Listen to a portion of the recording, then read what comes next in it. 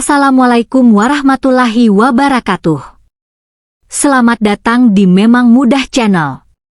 Setiap orang punya cerita, tapi tidak semua orang menyadari bahwa di balik setiap kesulitan, selalu ada benih keberhasilan yang sedang tumbuh. Jangan lupa subscribe channel kami biar tidak ketinggalan kisah-kisah menarik. Dan tinggalkan komentar dari kota mana saja Anda sedang melihat video kami. Semoga bisa menjadi pengingat bagi kita semua bahwa harapan itu selalu ada. Angin gurun yang kering berhembus kencang di balik kaca tempret setinggi 5 meter di lantai paling atas Al-Freddy Tower, Riyadh. Di dalam ruangan luas yang didominasi marmer hitam dan aksen emas itu, Anissa Al-Freddy berdiri mematung. Sebagai CEO wanita termuda dalam sejarah Al-Freddy Corp, ia selalu tampil berani. Hari ini pun sama, ia mengenakan gaun formal tanpa lengan dengan potongan V-neck rendah yang modern, sebuah pernyataan gaya yang seringkali menjadi buah bibir di kalangan konservatif Arab Saudi. Namun, di balik penampilannya yang glamor, jantungnya berdegup kencang seolah ingin melompat keluar dari dadanya. Di atas meja kerjanya, sebuah tablet menampilkan angka merah yang mengerikan, 11 miliar dolar. 11 miliar dolar, sekitar 170 triliun rupiah, dana jaminan investor ditarik secara serentak dalam hitungan menit. Ini bukan sekadar fluktuasi pasar, ini adalah eksekusi mati bagi perusahaan yang dibangun kakeknya dengan tetesan keringat. Ini tidak mungkin, bisik Anissa, jemarinya yang gemetar menyentuh layar. Laporan keuangan palsu itu tersebar begitu cepat. Siapa yang bisa menembus enkripsi keamanan kita? Tepat saat itu, pintu ruangan terbuka tanpa ketukan. Mansur Al-Freddy, pamannya sendiri, melangkah masuk dengan senyum tenang yang memuakkan. Mansur adalah pria tua yang selalu merasa bahwa tahta CEO seharusnya miliknya, bukan milik keponakan perempuannya yang dianggapnya terlalu liberal. Anissa, keponakanku yang malang, suara Mansur bergema di ruangan yang sunyi. Dewas komisaris sudah mendengar kabar itu. Investor panik. Mereka bilang kepemimpinanmu adalah bencana. Dalam 3 jam, Mosi tidak percaya akan dilakukan. Kau akan keluar dari gedung ini tanpa membawa apapun kecuali pakaian terbuka yang kau banggakan itu. Anissa berbalik, matanya berkilat marah. Kau di balik semua ini, Mansur. Hanya kau yang memiliki akses ke protokol darurat selain aku. Mansur tertawa kecil, suara yang terdengar seperti gesekan amplas. Tuduhan tanpa bukti hanya akan mempercepat kejatuhanmu. Nikmatilah sisa waktumu sebagai CEO. Setelah Mansur pergi, Anissa ambruk di kursi kebesarannya. Air mata yang sejak tadi ditahannya mulai jatuh. Ia merasa sendirian di puncak dunia yang kini sedang runtuh. Di luar ruangan, di lorong-lorong megah Al-Freddy Corp, kehidupan berjalan seperti biasa. Namun, di sudut bayangan, seorang pria dengan seragam abu-abu lusuh sedang memperhatikan semuanya. Di ruang pantry yang sepi, Fahrudi melepaskan sarung tangan karetnya. Di balik saku seragamnya yang tampak biasa, ia mengeluarkan sebuah perangkat kecil yang tidak mungkin dimiliki oleh seorang pekerja kasar, sebuah unit dekripsi data portable. Selama ini, semua orang menganggap Fahrudi hanyalah seorang TKI yang kurang beruntung, bekerja keras mengirim uang ke kampung halaman. Namun, kenyataannya jauh lebih kompleks. Fahrudi adalah lulusan terbaik akuntansi dari universitas ternama di Indonesia, seorang jenius angka yang karirnya hancur sebelum sempat dimulai. Ayahnya, seorang kontraktor jujur, dikambing hitamkan dalam skandal korupsi besar yang didalangi oleh Mansur Al-Freddy bertahun-tahun lalu saat Mansur melakukan ekspansi bisnis ke Asia Tenggara. Ayah Fahrudi meninggal dalam penjara karena serangan jantung, meninggalkan Fahrudi dengan dendam yang membara dan keinginan untuk membersihkan nama keluarganya. Ia menyamar, mengubah identitas, dan merangkak dari bawah untuk bisa masuk ke Alfredi Corp. Ia tahu Mansur adalah predator yang licin. Untuk menjatuhkannya, Fahrudi harus berada di tempat yang paling tidak dicurigai, sebagai orang yang dianggap tidak terlihat oleh para eksekutif. Anissa keluar dari ruangannya dengan langkah gontai, hendak menuju lift. Ia tampak sangat rapuh. Saat melewati Fahrudi, ia tidak sengaja menjatuhkan ponselnya. Fahrudi dengan cepat memungutnya. "Ini, Nona CEO," ucap Fahrudi dalam bahasa Inggris yang sangat fasih, sesuatu yang mengejutkan Anissa. Anissa berhenti, menatap pria di hadapannya. "Terima kasih." "Farhan?" Fahrudi." "Fahrudi, Nona," jawabnya tenang. Ia melihat mata Anissa yang sembab. Dana 11 miliar dolar itu tidak benar-benar hilang. Jika Nona mencari di server utama, Nona tidak akan menemukannya. Mansur terlalu pintar untuk itu. Anissa tertegun. "Bagaimana kau bisa tahu tentang itu? Dan bahasamu?" Fahrudi menarik napas panjang. Risiko yang ia ambil sangat besar, namun nuraninya tidak bisa membiarkan Mansur menang lagi. "Saya bukan sekadar tukang sapu, Nona Anissa. Saya adalah orang yang dikirim oleh masa lalu untuk menghentikan pamanmu. Jika Nona ingin menyelamatkan perusahaan ini, ikutlah dengan saya ke basement. Sekarang." Anissa merasa ini gila. Mengikuti seorang tukang sapu ke ruang bawah tanah di saat perusahaannya sedang sekarat? Namun, ada sesuatu dalam sorot mata Fahrudi, sebuah kecerdasan dan otoritas yang tidak bisa ia jelaskan. Tanpa kata, Anissa mengangguk. Mereka masuk ke lift, menuju jantung tergelap Alfredi Tower. Suasana di dalam lift menuju basement level 4 terasa sangat sunyi, hanya deru mesin lift yang terdengar seperti detak jantung yang terburu-buru. Anissa Alfredi berdiri di pojok lift, sesekali melirik pantulan dirinya di dinding lift yang mengkilap. Pakaian formalnya yang terbuka di bagian bahu terasa kontras dengan hawa dingin yang mulai merayap dari ventilasi. Di sampingnya, Fahrudi berdiri tegak dengan tatapan lurus ke depan. Pria ini, yang biasanya ia lihat membungkuk membersihkan debu di sudut ruangan, kini memancarkan aura otoritas yang tenang namun dominan. "Mengapa basement level 4? Tanya Anissa memecah kesunyian. "Itu hanya gudang teknis dan ruang panel listrik. Tidak ada yang pernah ke sana kecuali teknisi pemeliharaan." "Justru karena itulah Mansur memilihnya," jawab Fahrudi tanpa menoleh. Di perusahaan sebesar ini, semua orang fokus pada lantai-lantai tinggi dengan pemandangan kota. Basement adalah titik buta. Mansur memasang server bayangan di sana 2 tahun lalu, menyamarkannya sebagai unit pengatur suhu cadangan. Secara fisik ada di gedung ini, tapi secara jaringan, ia berada di luar kendali Departemen IT Pusat. Pintu lift terbuka dengan dentingan halus. Mereka melangkah keluar menuju lorong yang remang-remang, diterangi oleh lampu neon yang berkedip-kedip. Bau oli mesin dan debu menyengat indera penciuman. Fahrudi melangkah dengan pasti, seolah ia telah menghafal setiap jengkal lantai beton ini. Ia membawa Anissa ke sebuah ruangan kecil yang terkunci rapat di balik tumpukan kotak alat kebersihan dan gulungan kabel raksasa.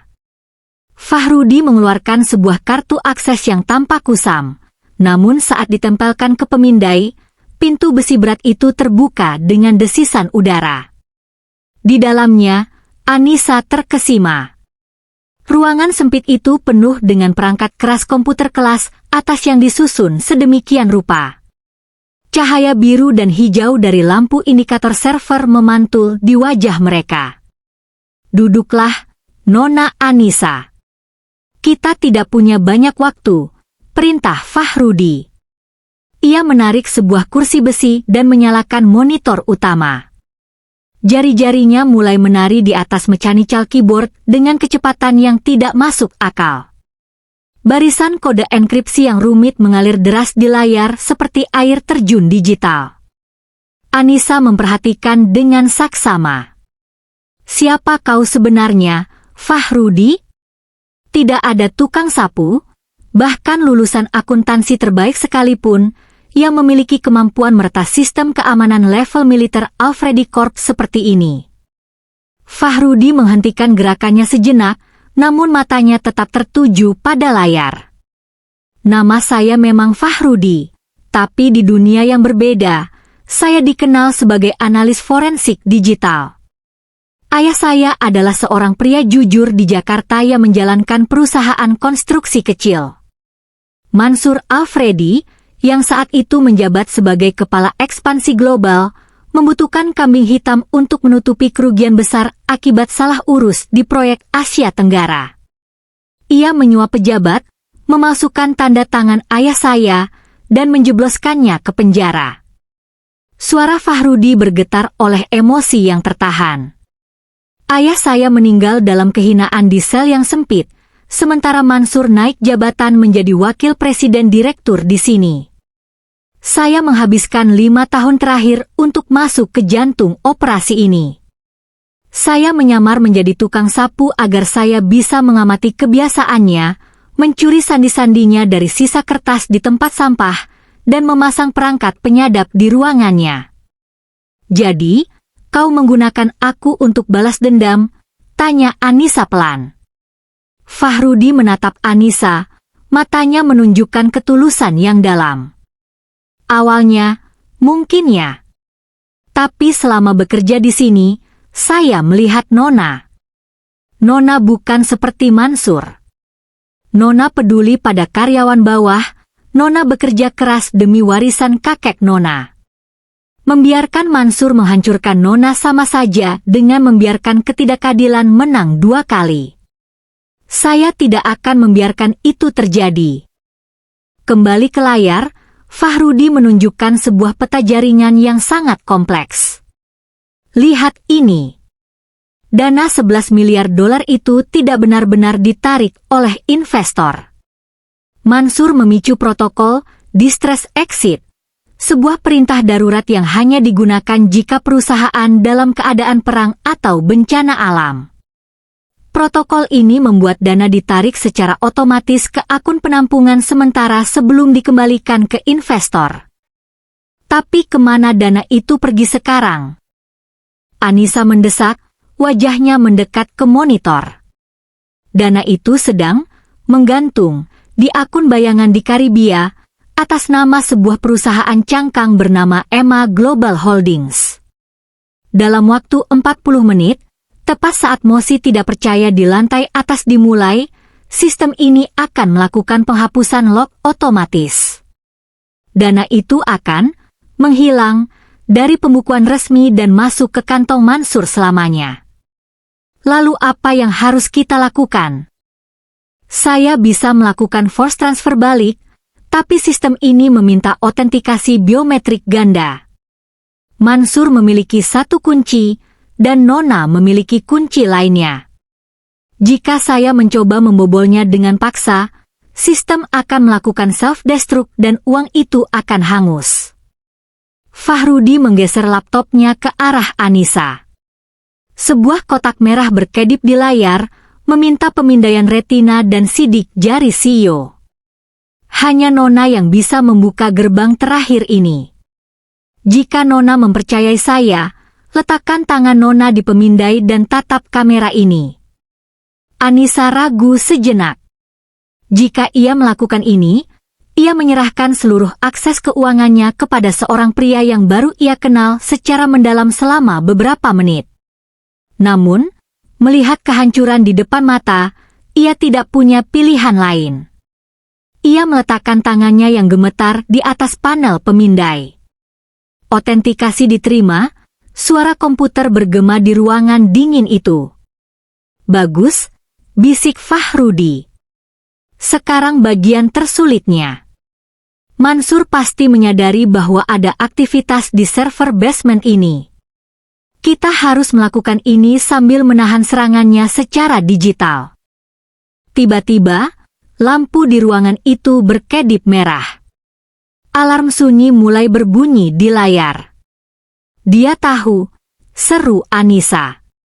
Tenang, ujar Fahrudi, jemarinya bergerak lebih cepat lagi. Dia sedang mencoba memutus koneksi internet basement. Tapi dia tidak tahu saya sudah memasang jalur satelit pribadi di atap gedung yang terhubung langsung ke ruangan ini. Kita sedang berbalapan dengan waktu, Nona. Tetaplah di sini, jangan biarkan koneksi ini terputus apapun yang terjadi. Keringat dingin bercucuran di dahi Fahrudi saat ia beradu argumen dengan barisan kode yang dikirim oleh tim IT pribadi Mansur. Di ruangan gelap bawah tanah itu, nasib sebuah kekaisaran bisnis seharga 170 triliun rupiah sedang ditentukan oleh seorang pria berseragam tukang sapu dan seorang wanita yang dianggap remeh oleh keluarganya sendiri. Mereka bukan lagi atasan dan bawahan, mereka adalah dua pejuang yang sedang menggali lubang untuk menjebak sang pengkhianat.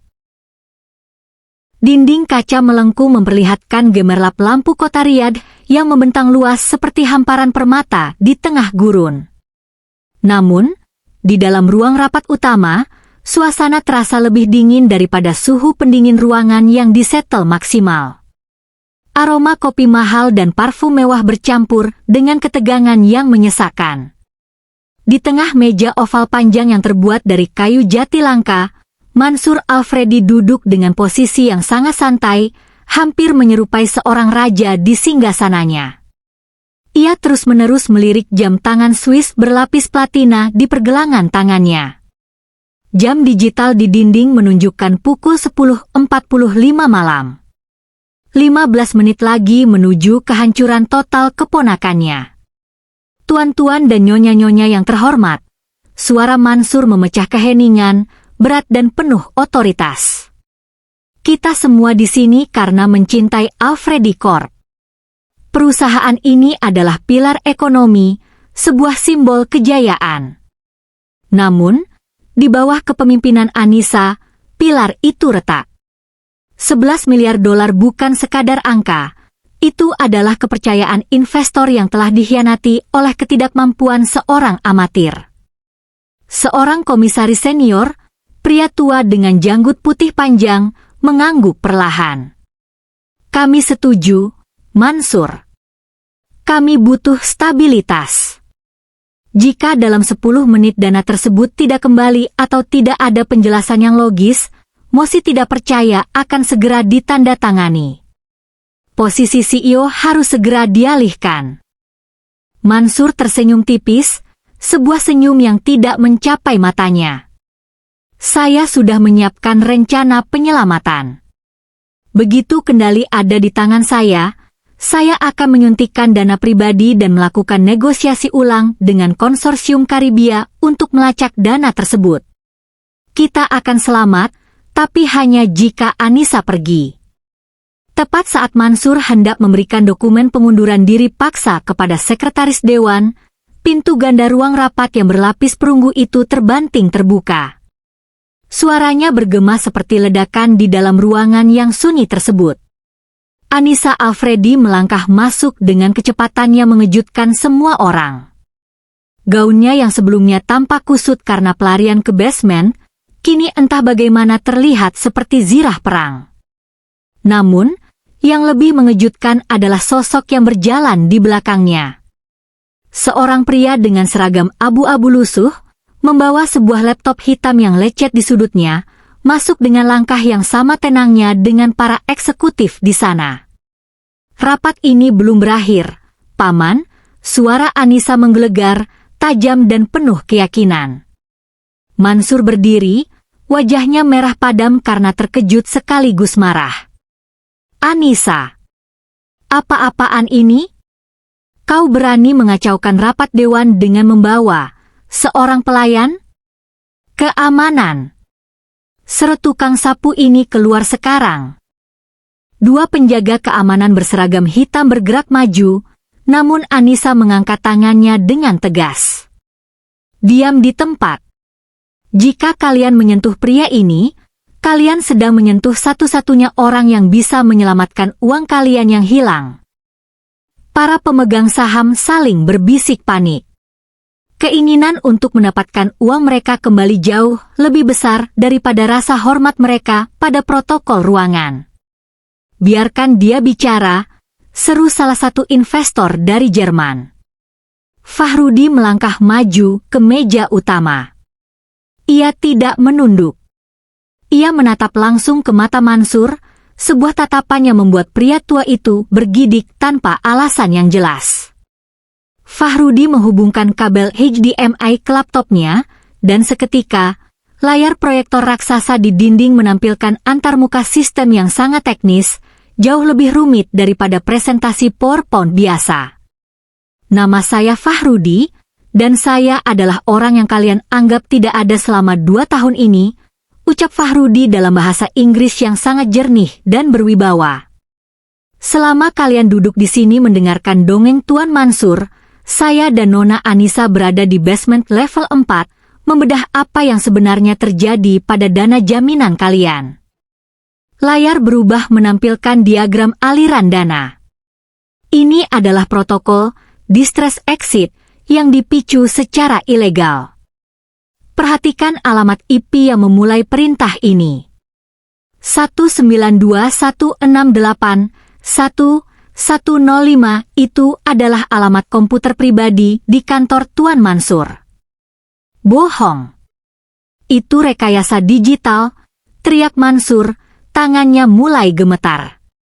Saya belum selesai, lanjut Fahrudi dingin. Dana 11 miliar dolar itu dialihkan ke akun penampungan di Karibia.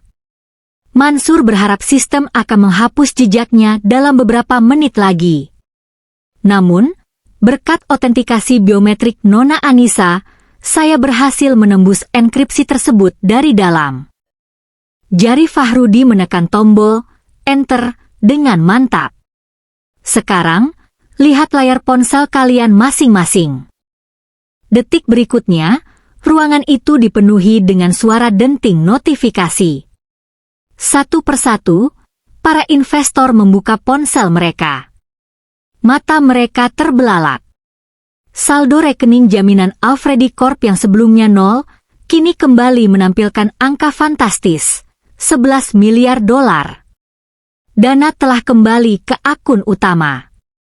Utuh tanpa kurang 1 sen pun, tegas Fahrudi. Kekacauan pecah. Mansur mencoba melarikan diri menuju pintu samping, namun pintu itu terbuka lebih dulu. 4 petugas kepolisian Arab Saudi berseragam lengkap masuk dengan borgol di tangan. Mansur Alfredi, Anda ditahan atas tuduhan pencurian aset tingkat tinggi dan upaya sabotase ekonomi nasional, ucap sang komandan polisi. Sebelum diseret keluar, Mansur berhenti di depan Fahrudi. Siapa kau? Bagaimana kau bisa melakukan ini? Fahrudi mendekatkan wajahnya ke telinga Mansur, suaranya rendah namun mematikan. Kau menghancurkan hidup seorang pria bernama Baskoro di Jakarta 10 tahun lalu untuk mencuri proyeknya. Aku adalah putranya. Dan hari ini, aku tidak hanya mengambil kembali uang perusahaan ini, aku mengambil kembali kehormatan ayahku. Mansur lemah seketika, kakinya terseret di atas lantai marmer saat polisi membawanya pergi. Ruang rapat itu hening sejenak, sebelum akhirnya meledak dalam tepuk tangan yang riuh. Para investor berdiri, bukan untuk Anissa, melainkan untuk pria berseragam tukang sapu yang masih berdiri tenang di samping laptopnya. Anissa menatap Fahrudi dengan pandangan yang sulit diartikan, campuran antara rasa kagum, syukur, dan sesuatu yang lebih dalam.